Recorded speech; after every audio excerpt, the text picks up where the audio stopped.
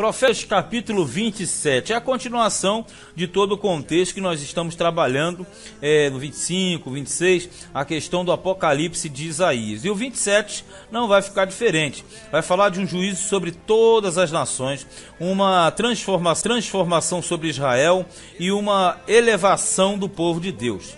Naquele dia o Senhor castigará com sua dura espada. Então fala de um juízo de Deus sobre as nações opressoras de Israel.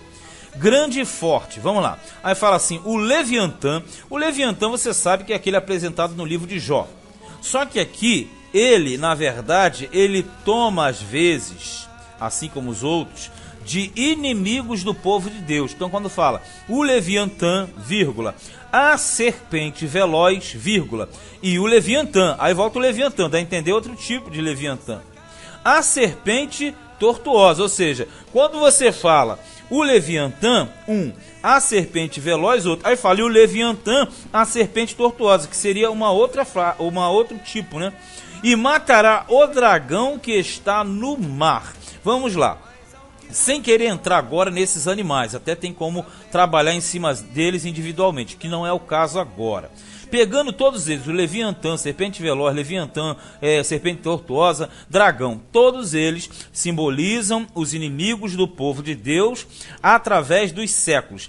Na verdade, são monstros lendários, embora não tão lendários como parece quando nós lemos a Bíblia. Mas naquele dia haverá uma vinha de vinho tinto. Cantai-lhe, quando fala haverá uma vinha de vinho tinto, na verdade ele está trabalhando em cima de quê? A vinha é uma árvore. E a vinha é uma árvore que automaticamente você aplica ao povo de Deus, a Israel. Então ele está dizendo de uma restauração desta árvore. E essa árvore voltará a produzir a uva, e a uva o mosto, e o mosto que é o vinho. Então fala assim, cantai-lhe, porque nas plantações, nas colheitas, os trabalhadores principalmente cantam e cantam muito. Então ele está dizendo assim, comecem a se alegrar, porque a alegria vai voltar. 3, eu o Senhor aguardo, e a cada momento a regará no caso a vinha, para que ninguém lhe faça dano, de noite e de dia aguardarei. Não há indignação em mim, nem quem me poria sarças e espinho diante de mim na guerra. Tipo assim, quem é que vai se levantar contra ele, contra o Senhor e contra a sua vinha? Eu iria contra eles e juntamente os queimaria. Então ele promete que vai restaurar e não vai mais permitir que as sarças e os espinhos, que são símbolo de inimigos de Deus, venham a tentar atacar essa vinha. 5. Ou que se apodere da minha força e faça paz comigo. Sim, que faça paz comigo. Tipo assim, quem é aquele que vem a Deus e faz paz com ele? Não, é Deus que faz paz com os povos. Dias virão em que Jacó lançará raízes, e florescerá e brotará Israel, e encherão de fruto a face do mundo. Isso é milênio puro, você já sabe. E aqui fala de uma reimplantação. Só que a árvore foi reimplantada em 1948. Vejamos, no cativeiro, ela foi arrancada pelas raízes e lançada fora. E em 1948 foi replantada no território e começou a raiz a crescer. E ele diz aqui que Israel ainda vai brotar, vai lançar raízes, vai crescer. Isso começou em 1948, quando Israel foi reconhecido como Estado novamente independente. 7. Porventura ferindo ele como feriu aos que o feririam? Ou matou ele assim como matou aos que por eles foram mortos? Ou seja, Deus, ele na verdade, ele tem poder para quê? Para restaurar. Então, porventura, ele não vai ferir ou não feriu? Ele faz ou não faz? Quem é que faz contra Deus? Ninguém. E sim, Deus é que faz com quem ele quer. 8. Com medida contendeste com ela quando a rejeitaste. Quer dizer, Deus, quando rejeitou o povo dele, Israel, a vinha, ele contendeu com rigor, mas com equilíbrio, com controle. Ele atirou com o seu vento forte aqui, no tempo do vento leste. Como é que ele tirou? Arrancou pela raiz e lançou fora. Por isso se expiará a iniquidade de Jacó, e este será todo fruto de se haver tirado o seu pecado. Ou seja, o motivo de Israel ter sido lançado fora foi uma expiação do pecado de Israel. Por isso ele foi lançado fora. Aí ele fala, quando ele fizer todas as pedras do altar, como pedras de cal feitas em pedaços, os bosques e as imagens do sol não poderão ficar de pé. Ele está falando justamente de quê? Do sistema de idolatria e paganismo que se estabeleceu dentro do povo dele. Por isso o Senhor lançou a vinha longe. Mas ele está dizendo que vai trazer essa vinha de volta. Mas nessa época ele diz que não vai haver mais idolatria, que vai ser aniquilado. 10, ó.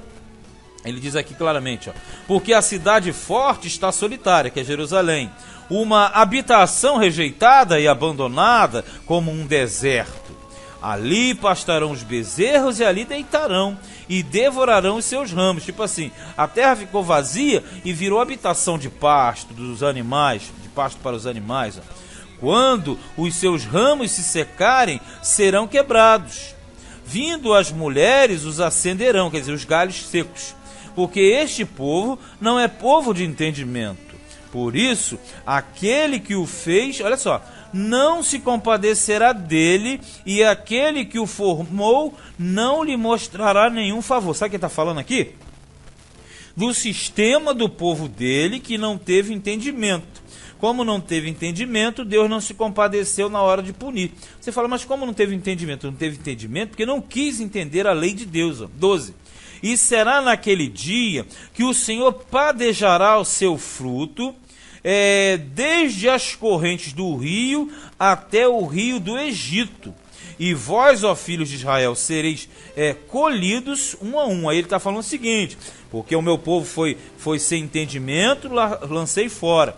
Mas vai haver um momento que eu vou trazer novamente. Quando ele fala padejar, é a obra do padeiro. Ele vai trabalhar novamente nas sementes que são o povo dele. E ele diz que vai trazer do rio, que é o rio Eufrates, e fala até do Egito. E está querendo dizer o que vai trazer o povo dele de longe. Aonde estiver espalhado, ele vai recolher, ele diz aqui, um a um. Aí você pode falar assim, mas e os que morreram? Lembre-se que ele já falou no capítulo anterior. Aí existe o retorno dos vivos e dos mortos também. Aí tem que entrar em escatologia mais profundo, que não é o caso aqui. Veja no 13. E será naquele dia que se tocará uma grande trombeta, e os que andavam perdidos pela terra da Assíria, e os que foram desterrados para a terra do Egito, tornarão a vir e adorarão ao Senhor no Monte Santo em Jerusalém, que é Sião. Veja bem isso aqui, ele está dizendo que vai haver um retorno, que os que estão de longe serão novamente reagrupados. A linguagem aqui não é tão fácil, você já percebeu, mas apresenta vários aspectos que vão sempre se fundamentar em um. E esse um é o retorno do povo de Deus ao território que lhe pertence. Território este que o próprio Deus criou em favor do seu povo. Então, na verdade, quando ele fala uma grande trombeta, porque as trombetas anunciavam as grandes solenidades. Então aqui, como é uma grande colheita, seria na verdade um toque de convocação da trombeta para uma grande reunião. Qual é a grande reunião? O retorno do povo dele da terra distante para a sua terra prometida. E diz mais, nesse tempo, todas as nações virão e adorarão ao Senhor naquele monte. Quando isso aconteceu? Nunca. Quando irá acontecer? Milênio com Cristo na terra. Então você já percebeu que todas as coisas se convergem para o reino de Cristo na terra. E na verdade, quando esse reino acontecer, tudo estará debaixo de uma nova era, de um novo controle, de um novo sistema. E exatamente aqui termina o Apocalipse de Isaías. Quando nós pegarmos do 28 para frente, nós estaremos tratando de um outro bloco, de uma outra sequência de assuntos. Então esse foi Isaías capítulo 27.